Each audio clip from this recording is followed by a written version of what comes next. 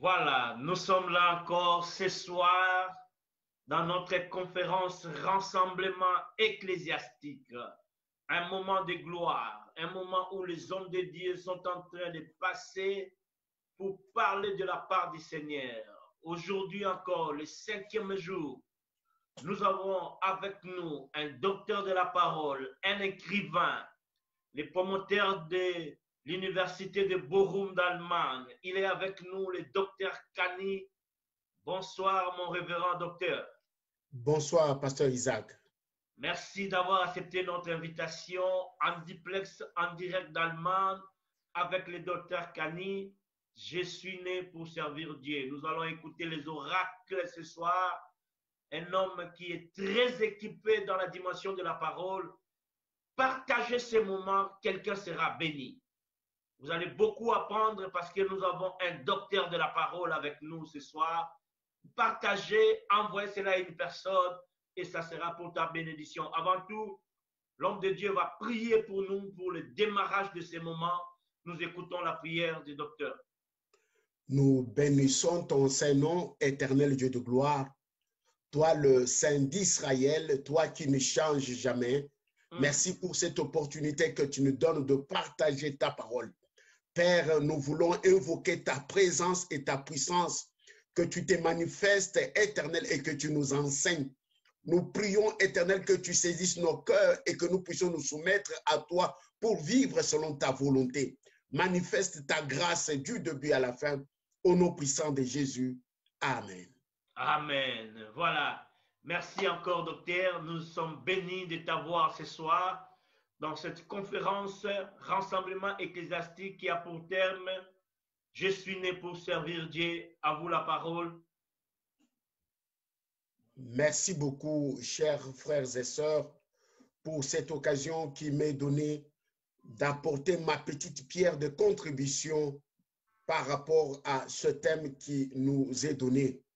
Je commence par saluer tous les éminents hommes de Dieu qui sont dans ce programme. Que la grâce et la faveur de Dieu soient sur tout un chacun.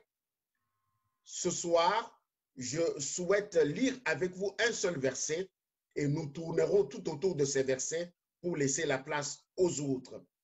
Nous lirons dans Exode 23, le verset 25 à 27. Le texte que j'ai choisi pour partager ce soir est tiré du livre d'Exode au chapitre 23, le verset 25 à 27. Je commence la lecture. Vous servirez l'Éternel votre Dieu, et il bénira ton pain et tes eaux, et j'ôterai la maladie du milieu de toi. Il n'y aura pas de femelle qui avorte ou qui soit stérile dans ton pays. J'accomplirai le nombre de tes jours, j'enverrai ma frayeur devant toi, et je mettrai en déroute tout peuple contre lequel tu iras, et je ferai que tous tes ennemis tourneront le dos devant toi.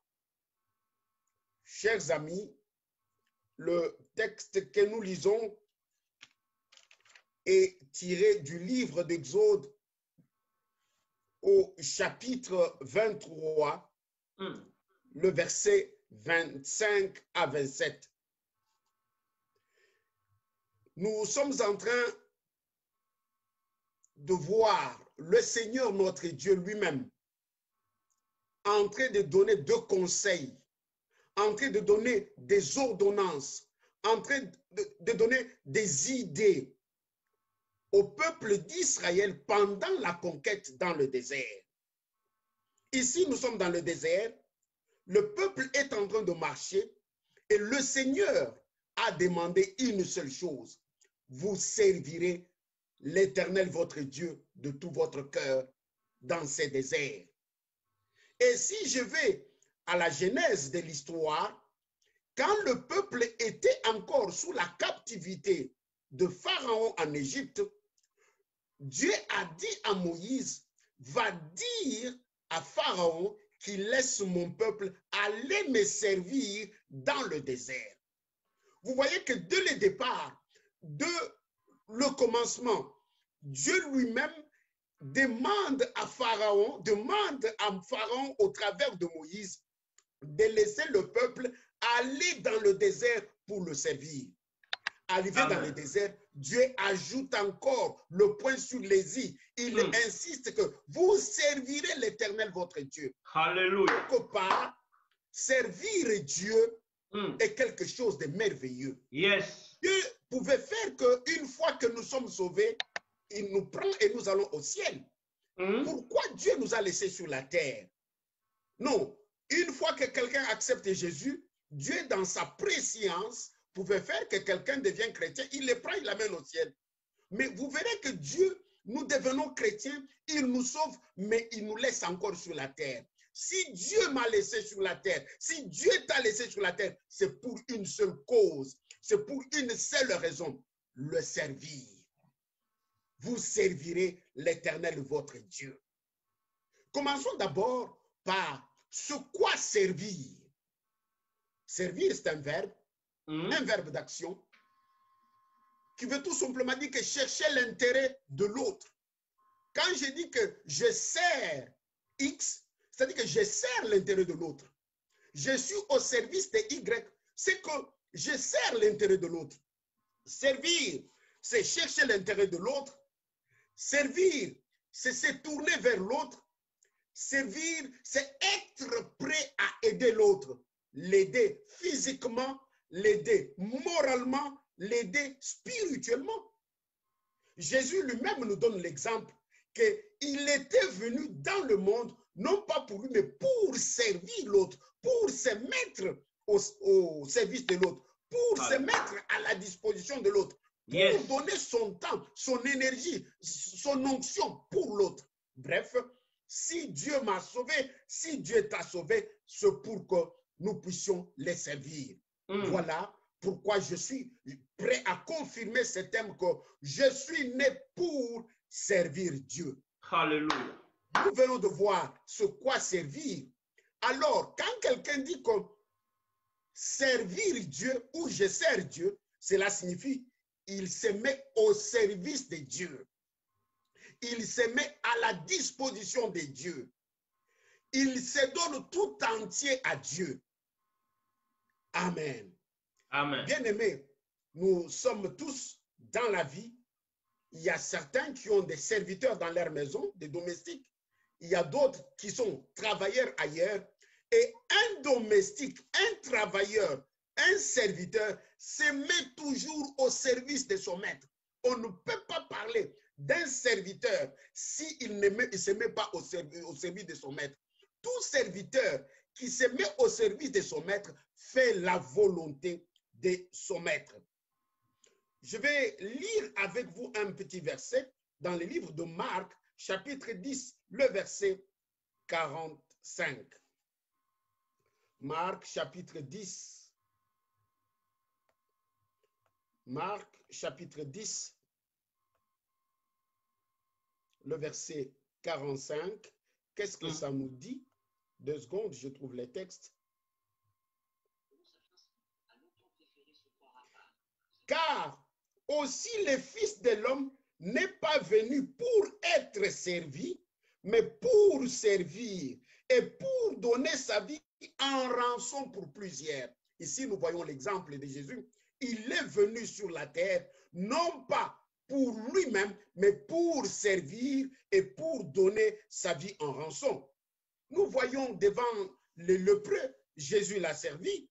Devant les affamés, Jésus les a servis.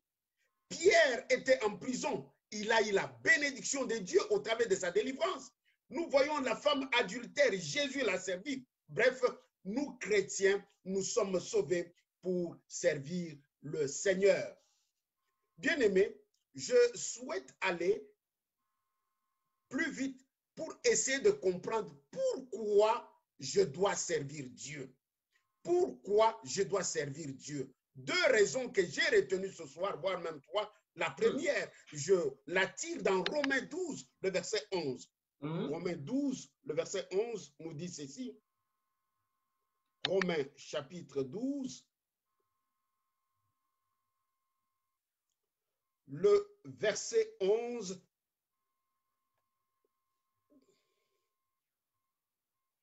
Quant à l'activité, pas paresseux, fervent en esprit, servant le Seigneur. Je peux commencer au verset 10 pour qu'on puisse même comprendre. Quant à l'amour fraternel, soyez pleins d'affection les uns pour les autres. Quant à l'honneur, étant le premier à le rendre aux autres. Quant à l'activité, pas paresseux, fervent en esprit et servant le Seigneur. Nous sommes créés pour servir le Seigneur. Alors, la question que je dois me poser, pourquoi je dois servir? Pourquoi je dois servir Dieu? Dieu me les demande. Première raison, Dieu me les demande. Dieu me demande de les servir. Nous avons vu dans Genèse, dans Exode au début, quand le peuple sortait de l'Égypte, nous avons vu pendant la conquête dans le désert, la phrase ou le verbe « vous me servirez » ne fait que revenir. Quelque part, Dieu veut que nous qui sommes ses enfants, nous qui sommes chrétiens, nous puissions être à son service pour toujours. Deuxième raison pour laquelle je dois servir Dieu se trouve dans Jean 4, le verset 34. Jean chapitre 4, l'évangile de Jean, chapitre 4, le verset 34.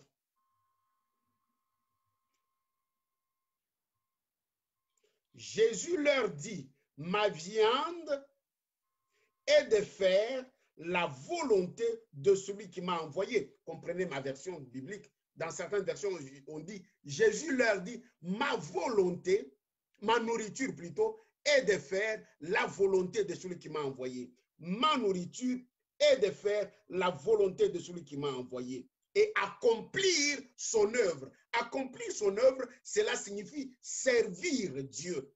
Bien-aimés, nous devons servir Dieu pour imiter notre maître, imiter notre Seigneur. Ce n'est pas pour rien qu'on l'appelle Seigneur. Un Seigneur a des disciples et les disciples imitent leur maître. Notre Seigneur sur la terre, sa nourriture qui est le carburant du corps. Parce que si quelqu'un ne mange pas, son corps est faible. La nourriture est le carburant du corps. Jésus, sa nourriture, c'était servir Dieu, faire la volonté de son Père. De même que nous, qui sommes enfants de Dieu, je vous exhorte ce soir à comprendre que nous devons servir Dieu à l'instar de notre Maître que nous avons accepté comme Sauveur et Seigneur.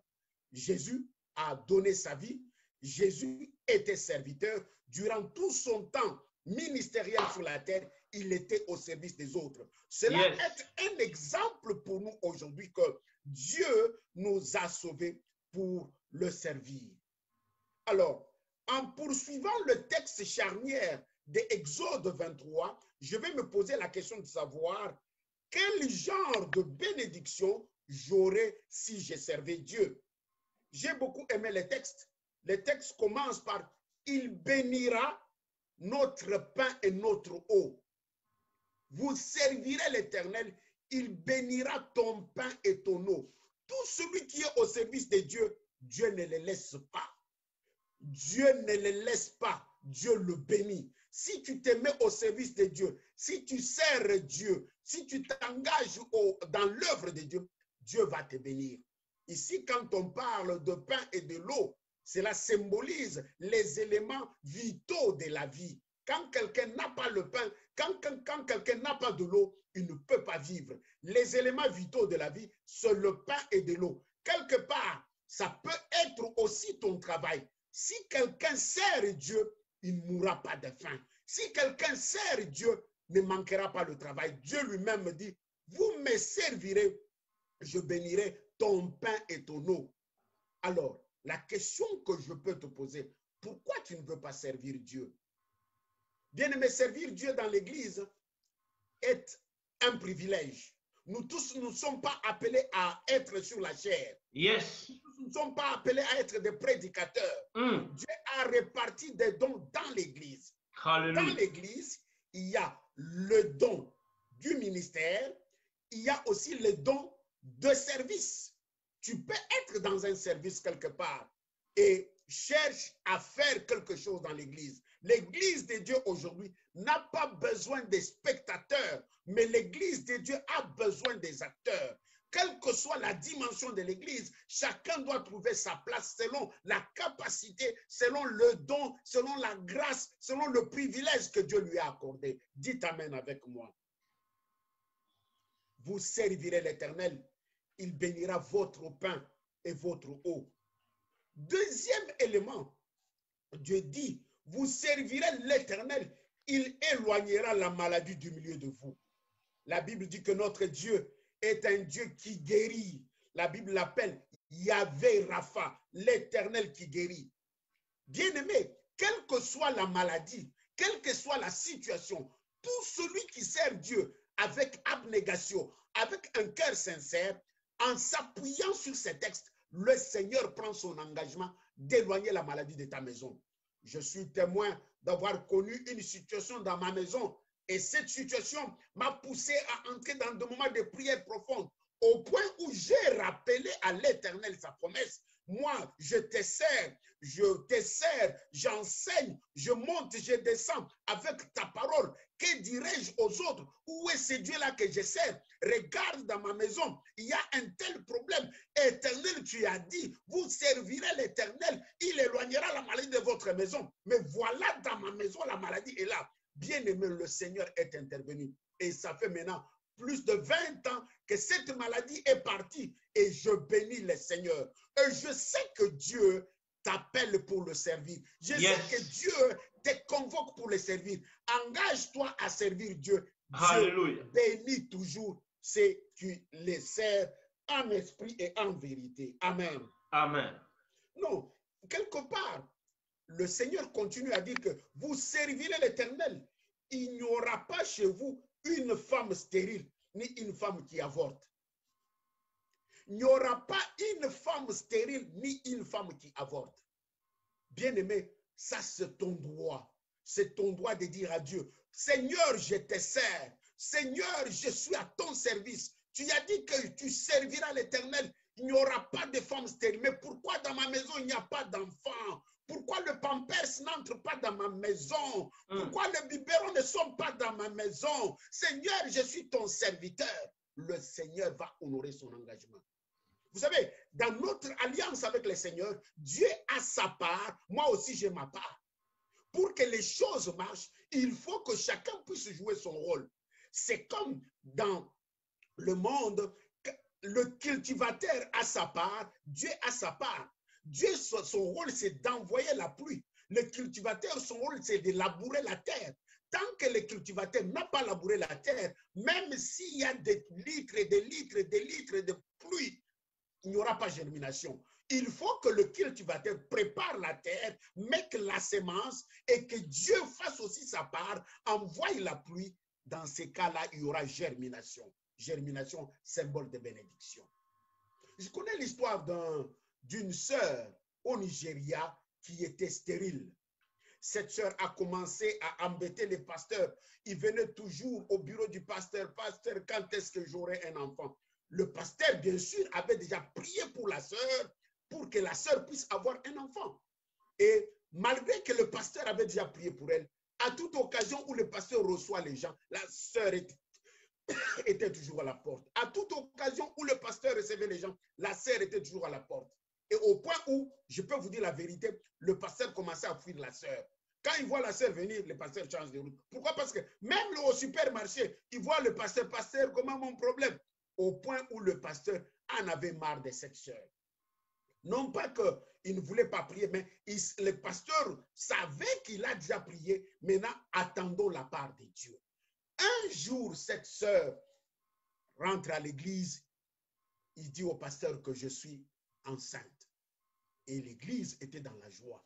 Quand le moment d'accoucher est venu, la sœur a accouché 3 enfants du coup. Wow, l'église était tellement contente. Les gens ont béni le nom de Dieu. La parole qui dit que vous servirez l'Éternel, il n'y aura pas une femme stérile, s'est accomplie dans la vie de cette sœur. Son mari était païen. Son mari a commencé maintenant à venir à l'église. Parce que Dieu a visité la sœur, Dieu lui a donné 3 enfants du coup. Les 3 enfants, pendant qu'ils étaient en train d'allaiter, ils commencent à marcher. La sœur tombe enceinte encore. Et il accouche 3 enfants. 6. Dans 4 ans, la sœur a eu 6 enfants que certaines personnes n'ont pas encore eu. Et c'était une très grande joie à l'église, au point où, non, la sœur ne savait pas où se mettre. Et le mari a commencé à louer Dieu, il s'est engagé parce que la promesse de Dieu s'est accomplie dans sa maison. Et les 3 autres enfants commencent à grandir. La sœur tombe enceinte. Elle accouche encore 3. Oh, wow. Le mari s'est fâché. Va dire au pasteur de prier Dieu qu'il ferme les robinets. Comment 9 enfants dans... Va dire au pasteur. Bref, quelque part, la bénédiction de Dieu enrichit et n'est accompagnée d'aucun chagrin. Yes. Vous servirez l'Éternel, il bénira votre maison. Il éloignera la maladie. Vous servirez l'Éternel, il n'y aura pas une femme stérile chez vous. Bien-aimé, j'aime bien Dieu. Et il ajoute dans la dernière partie de notre texte, vous servirez l'Éternel, il augmentera le nombre de vos jours. Qui n'aime pas vivre longtemps, qui n'aime pas avoir une vie longue. Nous voyons la COVID a pris beaucoup de nos frères, a pris beaucoup de membres de nos familles et tout le monde commence à prendre soin de lui-même pour sortir. Il calcule son âge. Pourquoi? Parce qu'il a peur d'attraper la maladie et partir. Quelque part, chacun de nous a besoin d'une longue vie. Chacun de nous aspire et veut avoir une longue vie. Et le Seigneur lui dit, vous servirez l'Éternel, il augmentera le nombre de vos jours. Non, la Bible nous donne l'exemple du roi Ézéchias. Hein. Le roi Ézéchias qui était malade et il a eu la visitation d'un homme de Dieu, le prophète Ésaïe est venu lui dire que le Seigneur a dit que c'est fini pour toi. Non, la Bible dit qu'Ézéchias a tourné la face contre le mur. Il a commencé à prier. Quand il a prié, le Seigneur lui a augmenté le nombre de jours. Il a dit que non, tu ne mourras pas, on augmente encore le nombre de jours. À peu près c'est 15 ou 20 ans comme c'est écrit dans la Bible.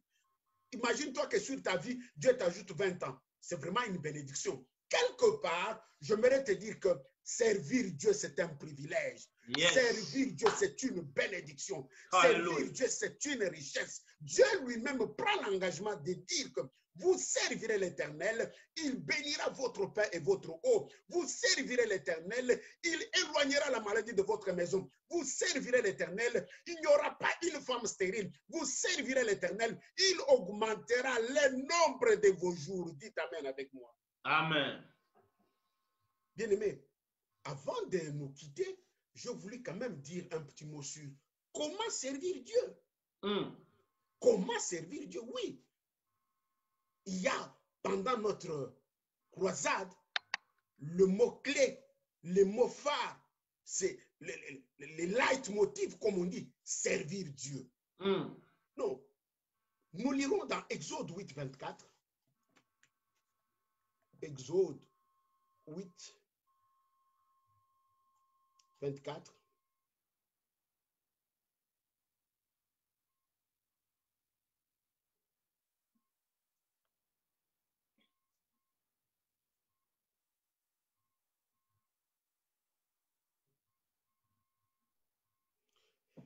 Et l'Éternel fit ainsi, et les mouches entrèrent en multitude dans la maison du Pharaon et dans la maison de ses serviteurs. Et tout le pays d'Égypte et le pays fut ruiné par la mouche venimeuse.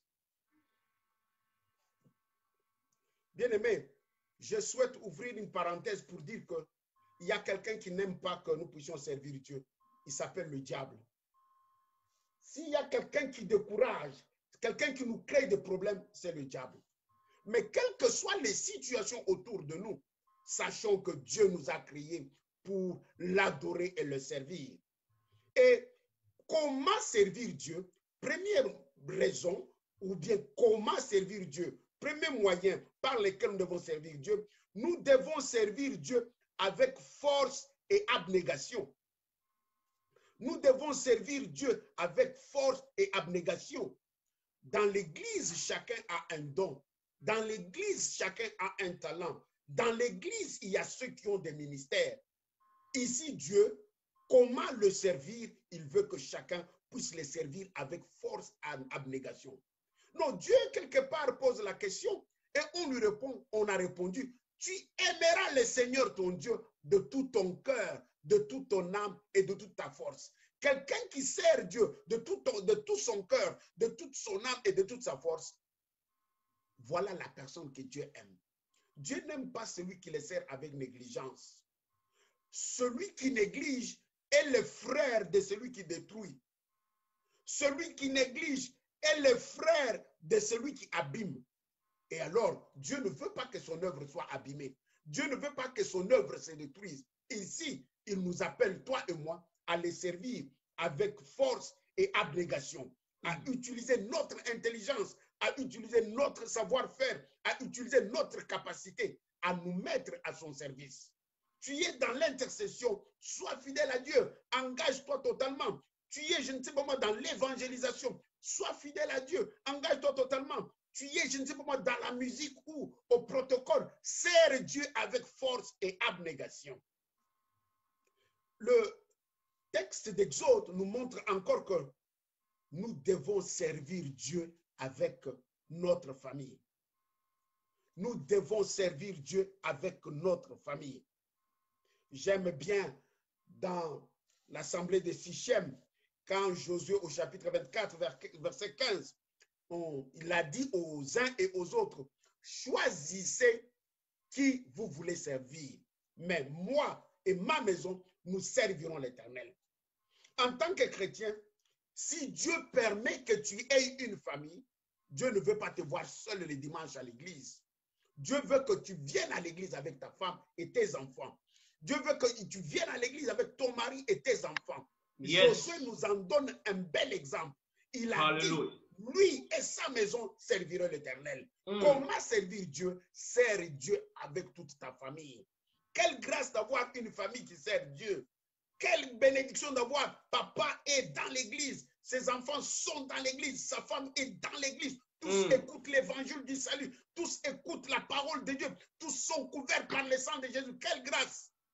Non, j'envie ce genre de famille. Frères, sœurs, Dieu veut que tu amènes ton mari à l'église. Dieu veut que tu amènes ta femme à l'église. Dieu veut que tu amènes tes enfants. Ce n'est pas facile, hein? Je suis père de famille. Ce n'est pas facile d'amener les enfants à l'église. Mais cela commence par la prière. Commence à recommander le cœur de tes enfants à Dieu. Dis à Dieu, ils doivent venir à l'église. Moi, je te sers, ils doivent te servir. Touche leur cœur. C'est toi qui crées le vouloir et le faire. Et tu verras que les choses mollo vont commencer à venir et les enfants vont aussi servir les seigneurs. Nos Exode toujours nous montre que nous devons servir Dieu avec nos biens. Nous devons servir Dieu avec nos biens. Dieu nous a bénis pour que nous puissions les servir aussi avec nos biens. L'argent que Dieu nous donne, la voiture, la maison que Dieu me donne, ça c'est pour le mettre aussi à son service. Je peux servir Dieu avec mon argent en investissant dans l'œuvre de Dieu, en soutenant l'œuvre de Dieu, en donnant ma dîme, en donnant mes offrandes, en donnant mes sacrifices, en donnant mes libéralités. Mais il y a ceux qui viennent à l'église qui n'aiment pas donner Dieu. Bien-aimé, c'est Dieu qui t'a donné l'argent que tu as. C'est Dieu qui a fait que ce matin, tu te réveilles. Qu'est-ce que toi, tu lui as donné? Il y a des gens qui espèrent respirer demain, mais demain, ils ne pourront pas respirer. Mais toi, Dieu te réveille le matin. D'où il y a de quoi servir Dieu avec ce moyen. Bien-aimé, ce soir, je voulais partager avec vous ce petit sujet. Vous servirez l'Éternel. Il éloignera la maladie de votre maison. Vous servirez l'Éternel. Il bénira votre pain et votre eau. Vous servirez l'Éternel. Il augmentera le nombre de votre jour. Et vous servirez l'Éternel. Il n'y aura pas une femme stérile. Et nous avons vu que comment servir Dieu, on doit le servir avec force et intelligence, avec abnégation. On doit le servir avec notre famille. On doit le servir avec nos biens. Pour terminer, nous lirons ensemble Matthieu 6, 33.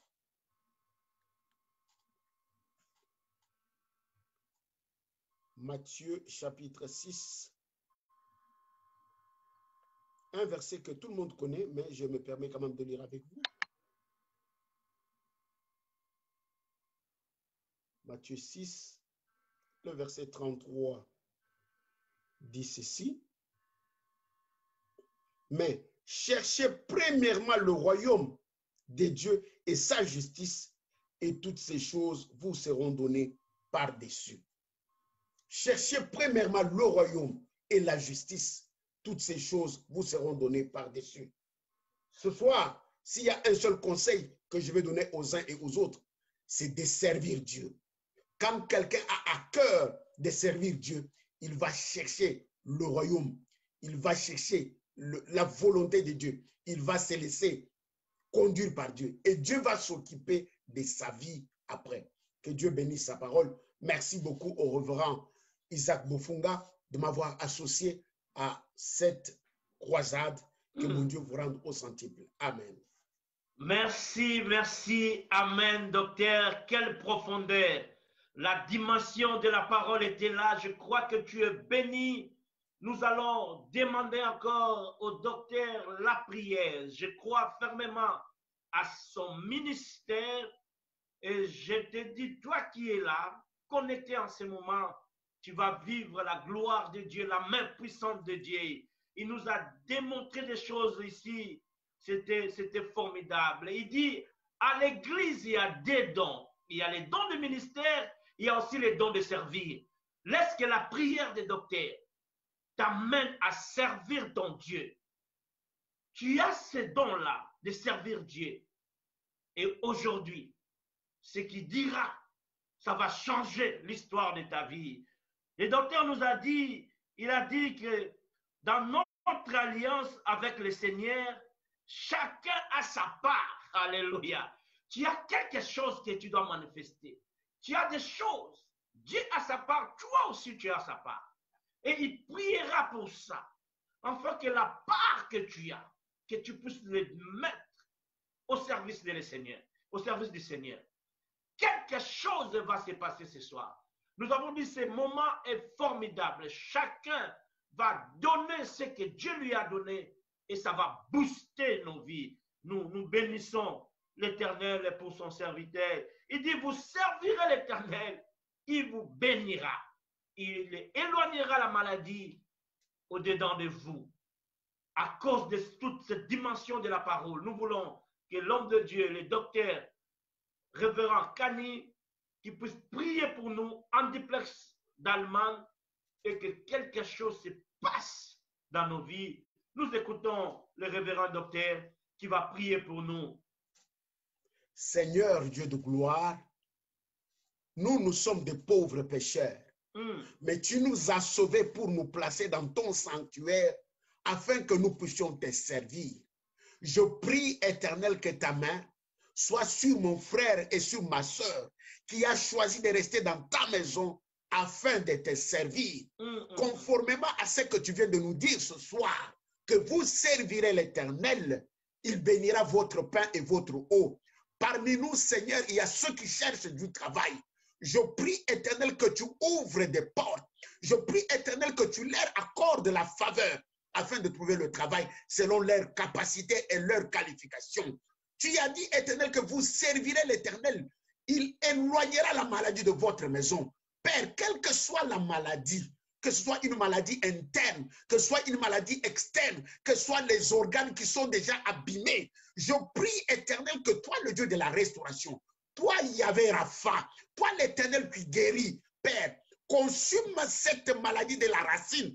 Arrache cette maladie, déracine, Père, cette maladie, Père, de sa source, afin que mon frère, ma soeur retrouve la bonne santé. S'il y a des organes qui sont abîmés, mon Dieu, tu es le grand cardiologue. Mon Dieu, tu es le grand interniste. Mon Dieu, tu es un grand psychologue. Laisse que, Éternel, tu interviennes. Que ce soit l'hypertension, que ce soit la crise cardiaque, que ce soit la dépression, que ce soit, je ne sais pas moi, l'hémorroïde. Éternel Père, que le sang de Jésus qui a coulé à la croix pour notre guérison coule dans la vie de mon frère, coule dans la vie de ma soeur et qu'il témoigne ta grandeur. Tu y as dit, vous servirez l'Éternel. Il n'y aura pas une femme stérile. Père, j'ai vu des femmes accoucher sans trompe. Papa, je prie ce soir que la sœur qui cherche la maternité, la sœur qui cherche les bébés, le frère qui cherche les enfants, oh Dieu, est entamé pour le bénir, est entamé pour le bénir, est entamé pour la bénir, est entamé pour changer la situation. Les enfants sont des dons qui viennent de toi. Manifeste ta grâce. Tu as dit que vous servirez l'Éternel. Il augmentera le nombre de vos jours. Père, augmente le nombre de nos jours. Augmente le nombre de jours de mon frère. Augmente le nombre de jours de ma soeur parce qu'il te sert. Manifeste ta grâce au nom puissant de Jésus. Je bénis le ministère du pasteur Isaac. Je bénis ce programme. Je bénis, Éternel, chaque intervenant, que nous puissions converger tous dans une même direction, quels que soient les textes, mais que nous puissions avoir tous une même vision au nom puissant de Jésus. Au nom de Jésus. Amen. Merci, merci, docteur. Ça nous a fait du bien de t'écouter. Que Dieu vous bénisse. Merci. Je vous signale que le docteur a toujours été l'orateur des rassemblements ecclésiastiques. Et dans la première édition, il était venu jusqu'à Bruxelles et c'était formidable. Merci encore, papa. Voilà, nous voulons profiter de cette occasion pour parler de IBTP. Le docteur est le promoteur de l'Institut, c'est IBTP, Institut biblique théologique de Bochum, qui est en Allemagne. Donc, il y a bachelor, il y a master. Pendant quelques minutes, avant que nous puissions nous quitter, il va nous dire comment s'inscrire. Je vous signale que moi-même, je suis inscrit déjà. Je fais partie, je veux m'inscrire pour master. Donc, la rentrée, c'est au mois d'octobre. Nous allons profiter d'apprendre et je crois que Dieu nous fera du bien. Nous sommes là pour se compléter et il a ces dons-là. L'université existe depuis longtemps. IBTP, à plusieurs fois, je suis parti voir comment les lauréats ont fini. Et je crois que ça va aussi t'intéresser en ligne dans ta maison. Tu peux toujours suivre et avoir ces bachelors, avoir ces masters. Le docteur va nous brosser cela pendant quelques minutes et nous allons nous séparer. Demain, nous sommes encore là avec notre orateur, que l'amour de Dieu se manifeste au milieu des docteurs. Si vous pouvez expliquer au moins pendant quelques minutes comment s'inscrire, qu'est-ce qu'il faut, s'il y a des numéros, s'il y a des contacts, afin que nous puissions être là pour s'inscrire, pour apprendre les choses de Dieu et quelques cours qui vont être donnés. Merci beaucoup. Nous sommes l'Institut biblique et théologique de Bochum, implanté en Allemagne, bientôt 20 ans que nous sommes au service du Seigneur. Notre vocation, c'est de former, équiper le serviteur de Dieu afin qu'ils deviennent efficaces dans leur ministère. Nous avons 3 niveaux à l'école. On a l'école des disciples pour le membre de l'Église qui veulent se former, connaître à lire la Bible, affermir leur foi. Ils peuvent venir à l'école des disciples. L'école des disciples, c'est seulement le samedi de 9h à 13h. Pendant 9 mois, nous débutons en octobre. Nous avons la section théologique qui est en 2 groupes. Le premier groupe, le premier niveau plutôt, c'est les niveaux bachelor. Ça dure 3 ans et pendant ces 3 années, on est qualifié en Bible et théologie. Et le 3 ans, nous commençons au mois d'octobre, nous terminons toujours au mois de juin. Nous avons le même programme universitaire comme partout. Nos cours sont répartis en semestres, premier et deuxième semestre. Et si quelqu'un termine le bachelor, il peut venir aussi en master. Le master, c'est 2 ans et demi. Nous avons le master professionnel et nous avons aussi le master de recherche. Le master professionnel, c'est quelqu'un qui se qualifie pour travailler seulement dans l'Église. Le master de recherche, il peut travailler dans d'autres organismes ou devenir professeur dans une école biblique ou théologique. Voilà, pour s'inscrire chez nous, le numéro est simple, 0049 162 18 39 431. Je répète, 0049 162 18 39 431. Une fois téléphoné, je vais encore m'étendre avec d'autres informations nécessaires pour l'inscription. Que Dieu vous bénisse. Bienvenue à l'IBTB. La rentrée, c'est pour le 3 octobre. Nous vous attendons. Voilà, bienvenue à IBTP. Venons, inscrivons-nous pour la gloire de Dieu. Nous allons apprendre les choses de Dieu. Ça sera pour notre bien et pour nos ministères. Voilà, C'est vraiment, ça sera un bon moment de vivre ces moments d'inscription, de vivre ces moments d'apprendre. Merci encore, docteur. Nous étions bénis de t'écouter. Voilà, je te demande de partager ces moments et ça sera pour la gloire de Dieu. Que Dieu vous bénisse et à la prochaine. Merci.